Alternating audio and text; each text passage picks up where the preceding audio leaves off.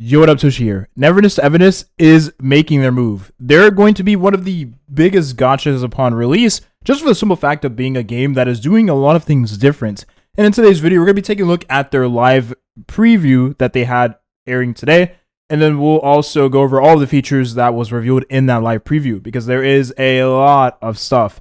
Definitely a lot of stuff I wasn't expecting, and a lot of aspects that is going to make the game unique in my eyes. And maybe to you, some of these features may not matter, because maybe you value one thing over another when it comes to your preferred gacha game. As for me, the features that they're offering is something that no other game is currently doing in the gacha market for open world games, which of course I'll explain in just a moment. Let's hop right into it. So NTE had a huge graphic overhaul. Not only are a lot of the scenery parts of the game getting reworked to be enhanced with the current generation of gaming, but now you're able to play the game in a more optimized way with a more immersive experience with not only the driving, but the everyday sightseeing. The game looks a lot better than it did look in its first iteration. And with the upcoming CBT, I'm definitely very excited to get into the game because the graphic overhaul has changed the game in ways that I cannot even comprehend. Again, the game looks like a completely different game after the adjustments they did from the previous iteration, which wasn't made to the public. We just knew about it from various other content creators. Now, NTE showed off some of its newest characters and some of its older characters, but the enhanced models of the various characters. First off, we have Mint. She looks pretty dang good. Not my favorite preferred character here, but she looks good. Next up, we have this other character. I don't remember her name. I think it starts with an H. But yeah, she also got a graphic overhaul in terms of her character shading and design. This one right here is my favorite one. I'm not even going to lie. This character looks absolutely gorgeous. I love the character design. I love the hairstyle, the twin tails, just the hair color, half white, half black. It looks really good when done right. This is like this character from Blue Archive I am not thinking of right now, but yeah, she also has the same hairstyle. Arlecchino looks good in it. Yeah, any character that's able to pull off the hairstyle looks really good. And then the updated version looks even better. Now, obviously, this is going to be even more enhanced if you have a better device. Like for me, for reference, I'm actually going to be playing not the CBT unless I get into CBT, right? Of course, just me speaking, future sense here. If I get into CBT, of course, I'll be playing that on PC. But in the future iterations of the game, I definitely will be playing the game on my Samsung Galaxy S24 Ultra, which I am definitely interested to see how this holds up on the device. They did do a device showcase, which we'll talk about later on when we talk about the mobile section of this video. But I gotta say, the graphics definitely look a lot better, and just the optimization is pretty crisp. We have this one right here, not my preferred design, but for those of you that do like the character trope, I actually did feel like they nerfed the booba a little bit. So like if you look at before, you look at the size right here, and then we go to the after. I mean, you be the judge of that. I'm not saying she got the Nicole treatment. If you remember Nicole back in the day in Zenless Zone Zero and the CBT to the launch, they definitely did nerf her booba. I feel like the booba did get nerfed for this character as well, but again, maybe my eyes are just very keen to the features like this, and I don't want to talk on my butt here, but you be the judge of that. For me personally, it looked like they did nerf her a little bit. Not saying censorship, but I'd see a little bit of a difference.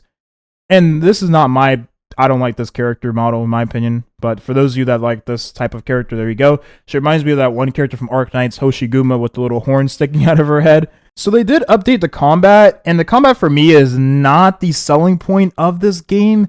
They have some sort of like elemental reaction in the combat.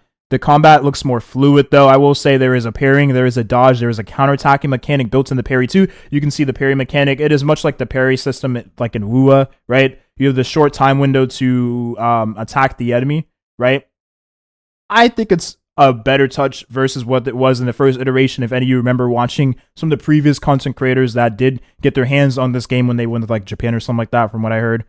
I think overall the combat looks better, but for me personally, I'm not playing this game for the combat. The combat for me is an afterthought, but I will say the using characters and being able to use abilities outside of the combat, that does change the sort of like effects you have in the base game. It's pretty cool. Like she's able to stop time, as you can see on the screen here, and I think that's absolutely insane. And she can use it to her advantage in the actual combat itself. So I think that's honestly pretty darn sick. It's pretty darn sick. And it gives incentives for various different characters in the game. And then there is another character they did show off here, who is Bai King, who is the first and only male character, it seems like, in this game. He definitely looks like a character that was already added in Tower of Fantasy back in the day, if I remember. I remember seeing a character with the same model, same color scheme, looking just like him, funnily enough. And obviously it's coming from the same developers as the ones behind Tower of Fantasy. And I gotta say, for the developers to be the same ones that made Tower of Fantasy, this game looks pretty darn good, right? Like, you wouldn't expect... Tower of Fantasy, mind you, was the most fun I've had in any open world game on launch, period. Tower of Fantasy was extremely fun on launch. The most fun I've ever had playing any gacha game on launch. It was such a great time. Just the chaosness, just how absolutely clunky everything was, the multiplayer aspect. Everyone was running around doing everything. No one knew anything. No one knew what to do. It was super duper fun. The hackers. I enjoyed all of it. Now, did the game do well later on? That's, obviously not the case. But I gotta say that this game looks like a step above that game in terms of how it is just in general. And I gotta say that this right here is a little bit interesting. I'm hoping that the aerial, like just flying around, I hope that the traversal in the air is a little bit quicker than it is right here. But we'll have to wait and see how this turns out later on. So they did reveal their driving, which in my opinion is the selling point of Neverness to Everness, at least the exploration in general. The driving looks pretty darn good. It's a mix of GTA and GTA, right? Because they have a wanted system like there is in GTA. You can go up to, I believe you can go up to like 5 stars in GTA, right? For the wanted system. In this game, it goes up to 3 stars as of right now. Could change later on for the launch of the game. Is just CBT as of right now. And as your wanted rating goes up, it gets more and more dangerous to be out in the open world. In general, you'll have more people trying to essentially kill you, right? And once you're killed, once you are unalived, I don't think you could say that in the video. Once you are unalived, I'll have to bleep that out. Once you are unalived, you'll be taken to the police department, and then of course you'll be arrested, right? But they have unalived you first, because that's how it works in this game. It's much like GTA, for instance, right? Now, I actually am curious to see how this turns out later on when they do implement some of the other things, right? We only got to see up to 2 stars in the wanted rating. I believe 3 stars is maybe like in GTA, there's like helicopters that will chase you around, stuff like that. So I actually am curious to see if there is anything like that in the works for this game. Like they literally shoot little shotguns at you, which is interesting. But yeah, the driving in this game looks pretty good. I'm not even gonna lie. The cars look great. The driving looks great. This for me is why I want to play NTE, just in general. I cannot wait to just get in and just drive, man. Get in, just drive. When you see this like 9-car garage that they have with the housing mechanic, you're gonna be blown away, because that, in my opinion, is also a huge selling point of the game, which we'll get into in just a moment. Matter of fact, we already went over the driving. It looks good. You've seen it before. Let's just go ahead and talk about the housing. It looks pretty sick. So you can build your own unit, essentially. The housing mechanic in this game is insane. I think it looks great. You have what looks to be an 8-car garage right here, which is absolutely insane. I think it looks so freaking good, and I cannot wait to have this be a part of an open world game. It looks so good. I think the best part is just seeing how big the house actually is. Like, the fact that the property, you could purchase it, of course, right? The property being this big is insane. And when they showed off the inside of it, I was blown away. The inside of the housing looks really good. Like, this is insane. And if done right, this could be huge for the game in general, and just very nice for any future multiplayer aspect this game does actually have, because it gets a lot of customization and player sort of like feel. You get to essentially design the housing to your own way, right? They didn't show too much else of the housing part of the game. which in my opinion is going to be another selling point of the game in general. But you can buy a bunch of little stuff you can throw into your house, of course, like decorations, furniture, all of that jazz. Just the typical things you would do to any housing, like the teapot in Genshin Impact, no different. But this game is looking to take it a step further with just how absolutely gorgeous and how vast the customization is of the housing in general. I cannot wait for that. They're going to be featuring a bunch of story into the next CBT, one upcoming. I'm not the type of player to really enjoy story in gacha games, so for me personally, this is probably going to be the least interesting part of the closed beta testing, assuming, of course, I get into it.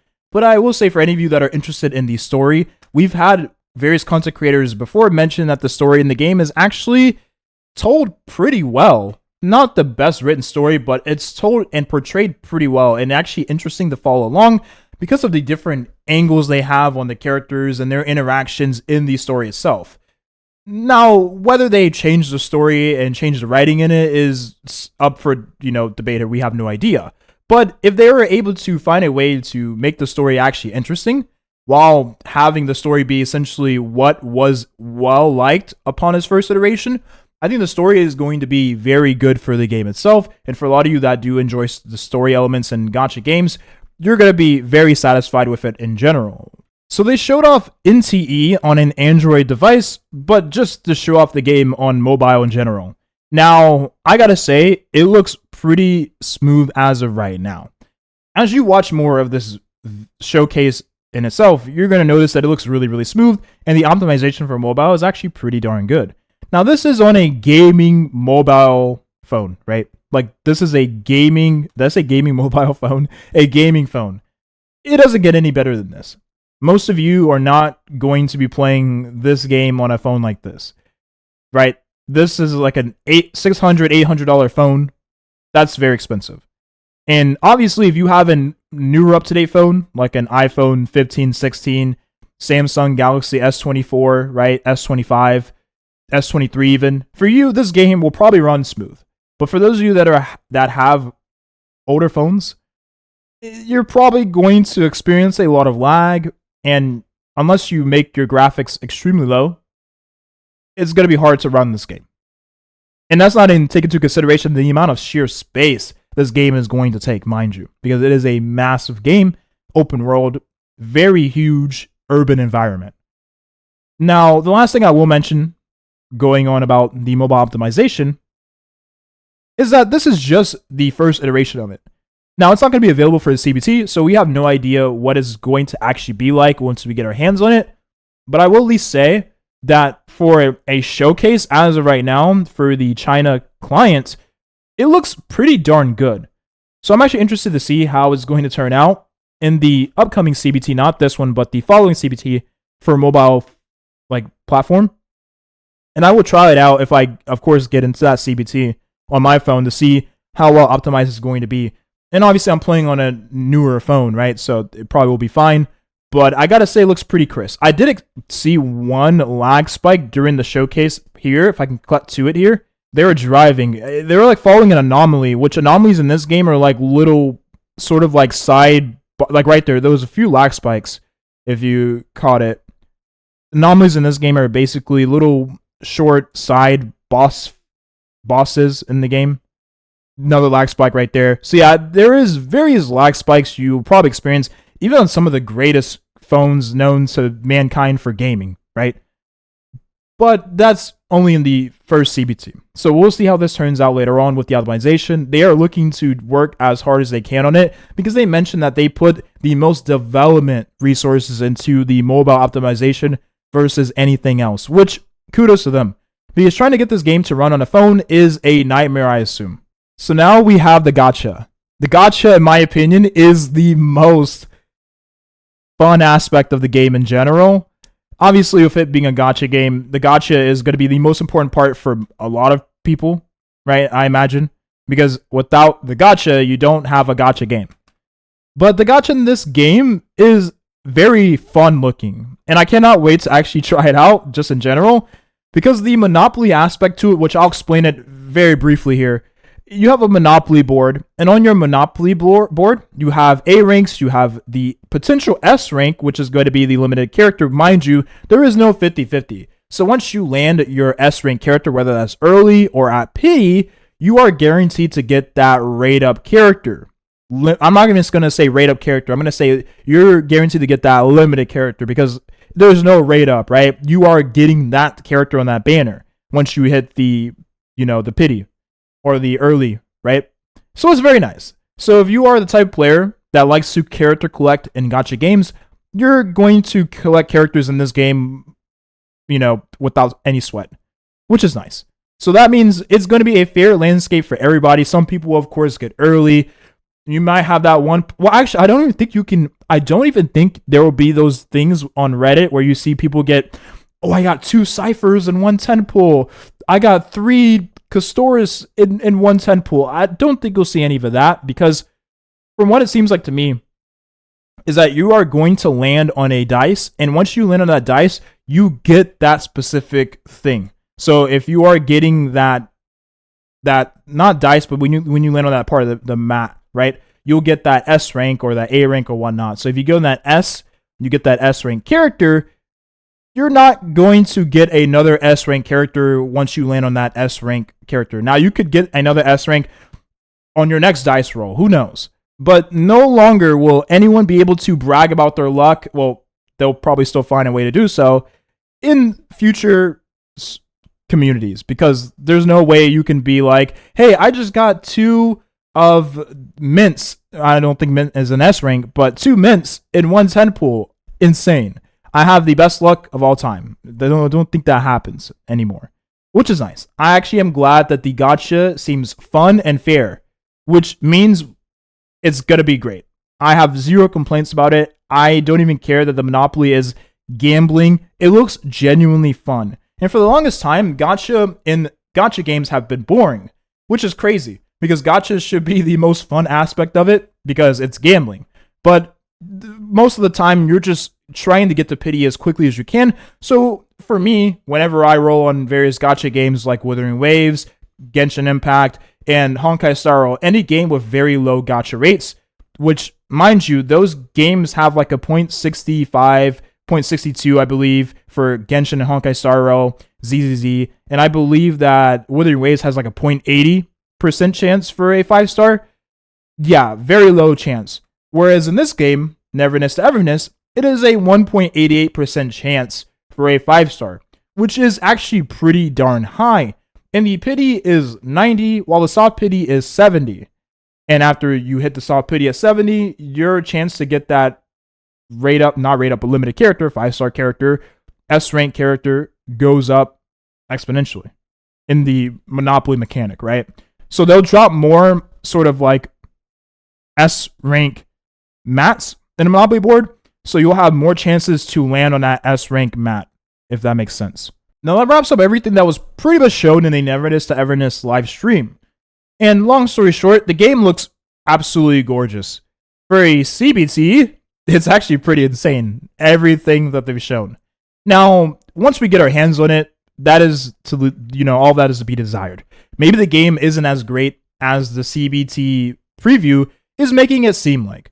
Maybe the game is a clunky mess and is not well optimized for tons of PC devices and tons of phone devices for various China players, right? Chinese players. We'll see. But the game looks great. And if I had to be honest here, NCE seems to be like the Anatsa we're getting early. Now, I think Anatsa looks better. And I think Anatsa is going to be a better game in general, just because the budget for that game seems to be higher just in general, right? We're talking about NetEase here. They have so much money, and they have a huge now good reputation, with Mara Rivals in their belt. So I have no doubt that Anatsa, Project Mugen, is going to be a good game. Now, as for Neverness Everness, let's be honest here, the 2 years of this game being out, because Neverness to Everness is going to be out way sooner than Anatsa. It's going to be a great time. I think getting into this game at launch is going to be fun, super fun. The driving, the housing, the character designs, all look great. The combat is a little bit and maybe the combat gets tweaks as the CBT does go on, but I think just all the other aspects of what makes the game unique is actually done pretty well. And maybe the driving gets even more well optimized to have a more immersive experience. I do think the urban aspect to the game, right? The very tall skyscrapers, the supermarkets, just the characters walking around, the city-like aspect, the driving, being able to hijack and take cars from people, the rating system makes the game very unique compared to other gacha games on the market that are open world.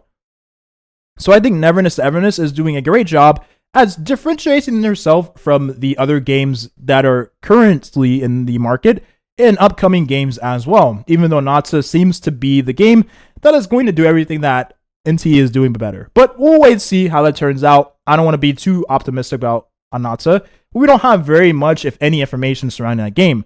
But that's it. That's the video here. Hoping I get into the CBT. This game looks absolutely great. And I'm super excited to get into this game and start playing it. And I am looking forward to playing around with the Monopoly gacha because it actually does look really fun. I can't believe we're saying this, that gacha in a gacha game is actually fun. And there's no 50-50 involved. So, oh my god, it's going to be even more fun. Thank you for watching and have a nice rest of your day. Bye-bye.